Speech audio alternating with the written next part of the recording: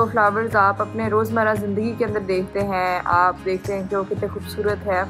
अक्सर आपका दिल करता है कि उनको उसी तरह, उसी फॉर्म के अंदर हमेशा के लिए रखा जाए। मैं वो वाला काम करती हूँ कि उनको ड्राई करती हूँ, उनको प्रिजर्व करती हूँ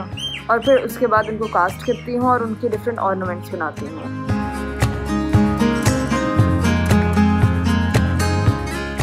मेरे कस्टमर्स जो हैं मेनली वो लोग हैं जो या तो गिफ्ट गिविंग के लिए फ़्लावर्स को प्रिजर्व करके ख़रीदते हैं, या फिर जिनको अपने लिए कोई ना कोई चीज़ लेनी होती है, या फिर वो लोग होते हैं जिन्होंने अपने इवेंट्स के ऊपर जो फ्लावर्स यूज़ किए होते हैं उनको वो प्रिजर्व करना चाहते हैं।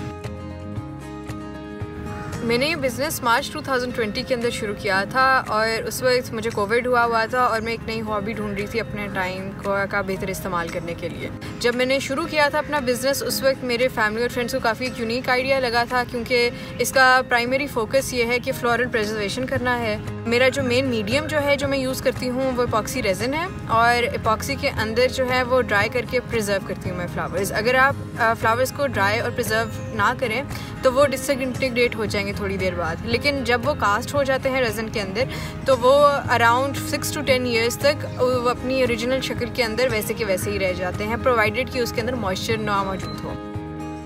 मेरी कस्टमर थी, शी वॉज़ अ लेडी, वो चाहती थी कि उनकी जो निकाह के जो गजरा है वो प्रिजर्व हो रेज़न के अंदर, उसकी एक प्लेट बनाई जाए और मैंने फिर उन फ्लावर्स को ड्राई करके उनके अंदर ग्लिटर और गोल्ड लीफ ऐड करके उनको प्रिजर्व किया था और उससे एक बहुत अच्छा उनके लिए गिफ्ट बनाया था जो उन्होंने अपने फियांसे को गिफ्ट किया था।